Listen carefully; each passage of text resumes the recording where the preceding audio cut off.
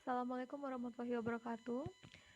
Mohon maaf sebelumnya, saya agak terlambat untuk membuat videonya dikarenakan sesuatu dan lain hal. Oke, alhamdulillah. Sekarang kita sudah memasuki pertemuan keempat, materi yang akan kita pelajari tentang saham.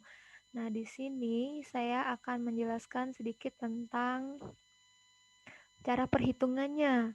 Nah, di sini untuk definisinya, jenis-jenis sahamnya bisa kalian baca sendiri.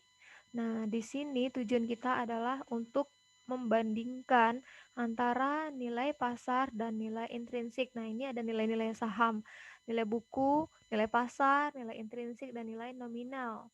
Oke, pada pertemuan ini kita ingin membandingkan antara nilai pasar dan nilai intrinsik dalam menentukan apakah saham itu dikatakan under value atau over value. Nah, di sini nilai buku adalah nilai saham menurut pembukuan. Ini adalah nilai yang dicatat di dalam pembukuan perusahaan. Sedangkan nilai pasar adalah nilai saham yang berlaku di pasar saham. Artinya berapa sih harga saham itu di pasar saham. Sedangkan nilai intrinsik adalah nilai yang sebenarnya. Nilai intrinsik ini juga bisa dikatakan dengan nilai wajar. Sedangkan nilai nominal adalah modal per lembar saham. Nah, dalam menentukan apakah saham tersebut under value atau over value, kita menggunakan pendekatan nilai sekarang. Nah, jika nilai pasar lebih kecil daripada nilai intrinsik, maka saham tersebut dikatakan under value atau harga sahamnya murah. Sedangkan jika nilai pasarnya lebih besar daripada nilai intrinsik, maka saham tersebut dikatakan over value, artinya saham itu mahal. Harga wajarnya itu sebenarnya hanya 1.000, tetapi dijual 1.500 per lembar. Berarti kan saham itu mahal. Ini juga nilai pasarnya 1.000, tetapi nilai intrinsik atau nilai wajar, nilai sebenarnya dari saham itu adalah 1.500. Berarti kan sahamnya murah. Seharusnya nilai wajar dari saham itu 1.500, tapi kita hanya beli 1.000 per lembar gitu. Nah, jadi dalam menentukan apakah saham itu under value atau over value, kita menggunakan pendekatan sekarang. Nah, di sini ada beberapa kriteria. Yang pertama, saham yang tidak membagikan dividen. Artinya perusahaan itu tidak membagikan dividennya. Nah, terus labanya, laba yang diterima yang tidak dibagikan dividen itu dijadikan laba ditahan. Kemudian, saham dengan dividen tidak teratur. Artinya, perusahaan itu membagikan dividen setiap tahunnya, tetapi nominalnya tidak sama. Bisa jadi tahun ini 1.000 per lembar, tahun depan 1.500, tahun depannya lagi mungkin 500, tahun depannya lagi mungkin tidak membagikan dividen. Artinya perusahaan itu membagikan dividen tetapi tidak dengan nilai yang sama setiap tahunnya. Nah, yang ketiga ini adalah saham dengan dividen konstan. Di sini perusahaan membagikan dividennya dari tahun ke tahun selalu sama. Misalnya 1.000. Nah, 1.000 per lembar misal gitu kan. Jadi dari tahun ini, tahun depan, tahun depannya lagi selalu sama. Yang terakhir ada saham dengan pertumbuhan dividen konstan. Nah, berarti setiap tahun dividen yang dibagikan itu bertambah, tetapi pertambahannya itu konstan. Misal, tahun ini membagikan dividen, tahun depannya dividennya nih dibagikan bertambah, tumbuh sebesar 5%. Tahun depannya lagi nambah lagi, tapi pertambahannya tetap 5%. Tahun depannya lagi seperti itu. Oke, sekarang untuk mempermudah, kita langsung masuk ke contoh soal. Yang pertama, saham yang tidak membagikan dividen. Nah, contohnya di sini ada rumusnya ya. Ini P0 sama dengan PN dibagi 1 tambah K pangkat N. P0 ini adalah harga saham saat ini, atau bisa juga dikatakan sebagai nilai intrinsiknya. Nah, PN ini adalah harga saham pada tahun ke N. K ini adalah tingkat diskonto atau tingkat return yang diharapkan, sedangkan N-nya adalah periode. Sini ada contohnya. Berapa nilai saham sebuah perusahaan jika harganya setahun lagi diperkirakan 1.200 per lembar dan investor mengharapkan return sebesar 20% atas investasinya. Berapa sih nilai saham ini? Nah, di sini tidak disebutkan adanya dividen. Jika di dalam soal tidak disebutkan dividennya berapa, maka ini termasuk ke dalam golongan saham yang tidak membagikan dividen. Nah, sekarang kita menghitung berapa sih nilai intrinsik dari saham ini. Nih, diperkirakan setahun lagi harga sahamnya 1.200. Terus return yang diharapkan 20%. Nah, 20% kita jadikan desimal. 20 dibagi 100, 0,2. N-nya hanya 1 karena ini setahun. Jadi di sini 1.200 dibagi dengan 1 tambah 0,2 pangkat 1. Ini 1 tetap dari rumus. K-nya adalah 0,2. N-nya adalah 1. Nah, jadi 1.200 dibagi 1 tambah 0,2 pangkat 1. 1 ditambah 0,2 itu kan 1,2. Pangkat 1 tetap 1,2. 1.200 dibagi dengan 1.000 hasilnya 1.200 dibagi 1,2 hasilnya adalah 1.000. Ini nilai intrinsiknya 1.000. Jika nilai pasar saham tersebut 1.500, maka saham tersebut over value karena nilai pasarnya lebih besar. Tetapi jika harga pasarnya hanya 800, berarti saham tersebut under value karena harga pasarnya lebih murah. Jadi di sini untuk menentukan di under atau over, kata kuncinya adalah di nilai pasar.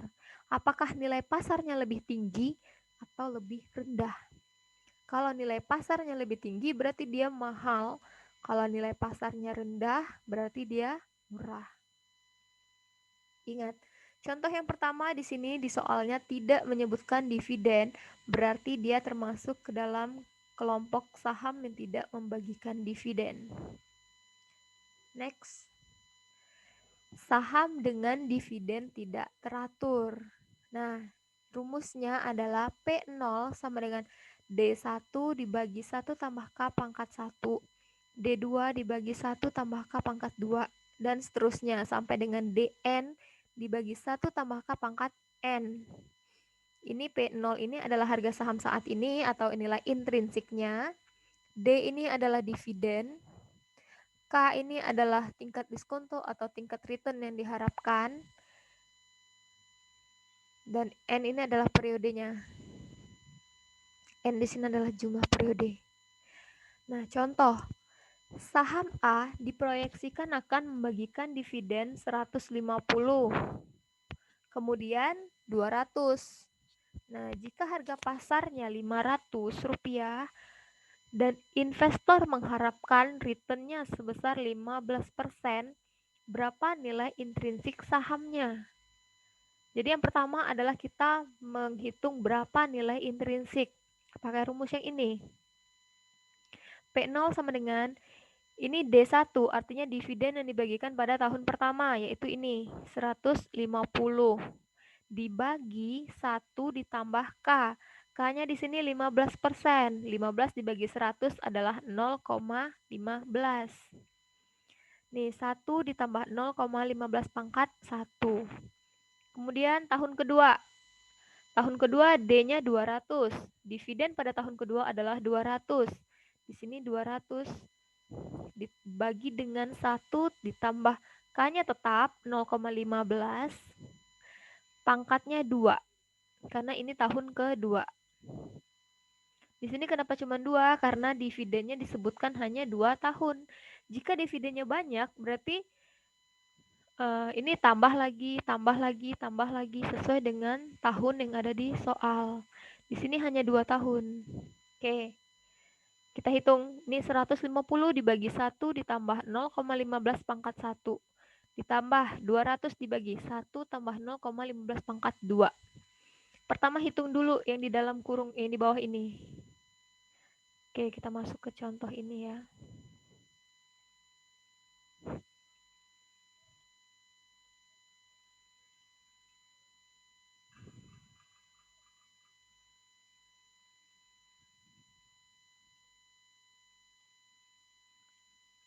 Tadi ini 150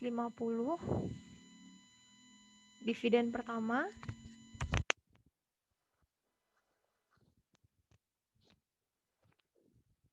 Di sininya 1 ditambah 0,15 pangkat 1.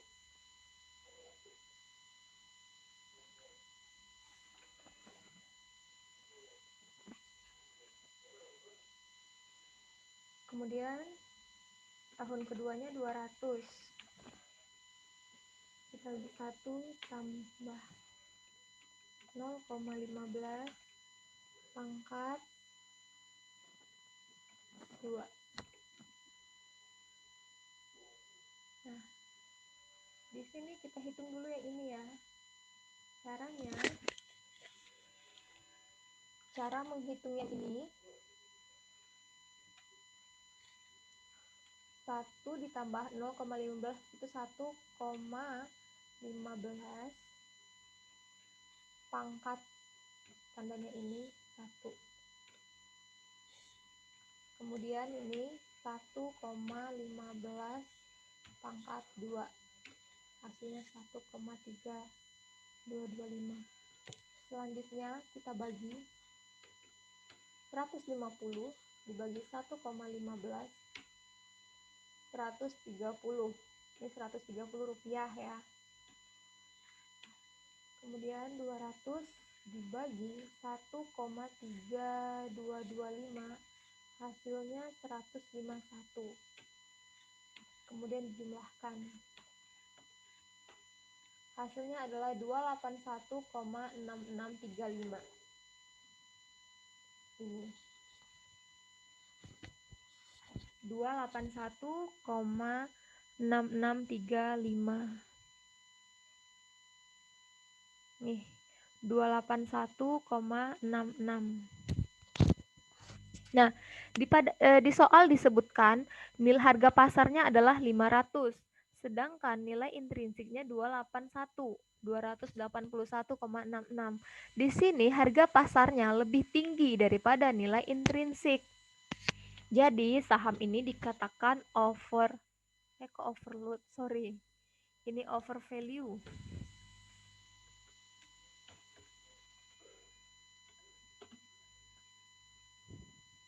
Dikatakan over value karena nilai pasarnya lebih tinggi daripada nilai intrinsik.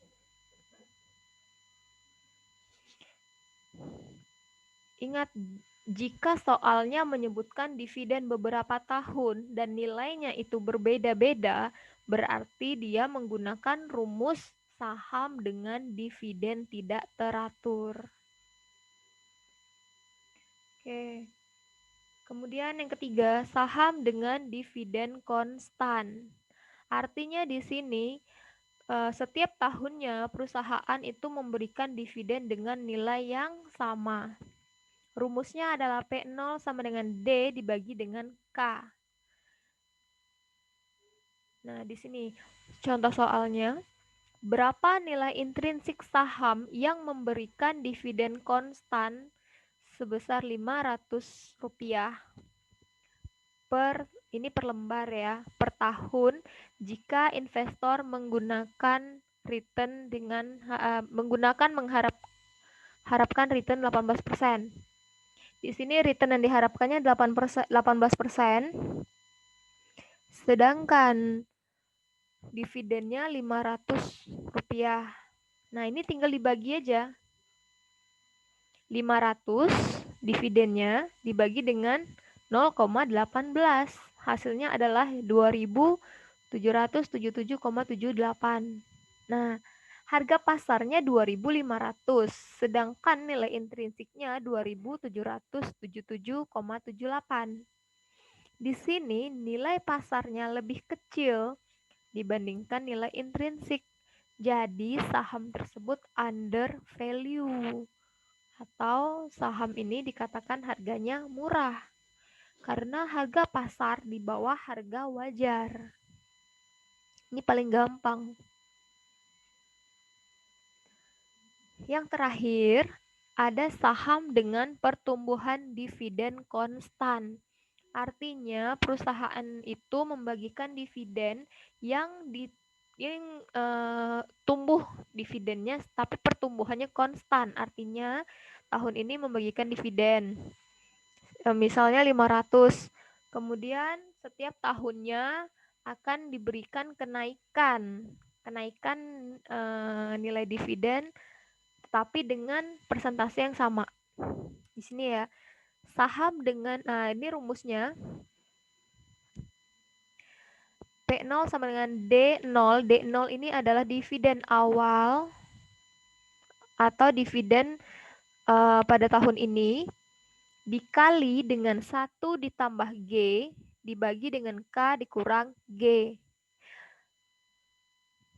P0 ini adalah nilai intrinsik, D0 ini adalah dividen awal atau dividen tahun ini. Kemudian K ini tingkat diskonto atau return yang diharapkan, sedangkan G ini adalah growth, tingkat pertumbuhan. Oke, langsung masuk ke contoh. Saham dengan dividen 500 diproyeksikan akan tumbuh sebesar 10% setiap tahunnya. Jika investor menginginkan return sebesar 18% untuk investasinya, berapa nilai intrinsik saham tersebut? Kita cari dulu nilai intrinsiknya. Harga dividen awalnya perusahaan membagikan dividen sebesar 500. Kemudian tumbuh. Ini D0 500. Kemudian tumbuh sebesar 10% setiap tahunnya. Berarti G-nya 10% atau 0,10. Dan investor ingin return sebesar 18%. K 18% atau 0,18. Nah, sekarang tinggal masukkan ke rumus. D0 500 dikali dengan 1 tambah G. Dikali 1 ditambah G. G-nya adalah 0,10. Kemudian dibagi K dikurang G. K-nya 0,18. Sedangkan G-nya 0,10. Nah, pertama kalikan dulu, kerjakan dulu yang di atas. 500 dikali 1 ditambah 0,10. 1 ditambah 0,10 itu kan 1,1 dikali dengan 500 itu hasilnya 550. 550 dibagi dengan 0,18 dikurang 0,10. 0,18 dikurang 0,10 adalah 0,08. Nah, 550 dibagi dengan 0,08 hasilnya 6.875. Di sini harga pasarnya 6.500. Sedangkan nilai wajarnya 6.875. Artinya nilai pasarnya di bawah nilai intrinsik. Berarti saham tersebut under value karena harganya bisa dikatakan murah. Nih, harga pasarnya di bawah nilai intrinsiknya. Oke, sekian penjelasan singkat dari saya. Jika masih ada yang mau ditanyakan, silakan tanyakan di forum chat yang telah saya sediakan di e-learning, atau kalian bisa diskusikan di grup ya, biar semua teman-temannya bisa baca dan bisa menanggapi juga. Oke, sekian penjelasan singkat dari saya. Semoga bisa dipahami. Assalamualaikum warahmatullahi wabarakatuh.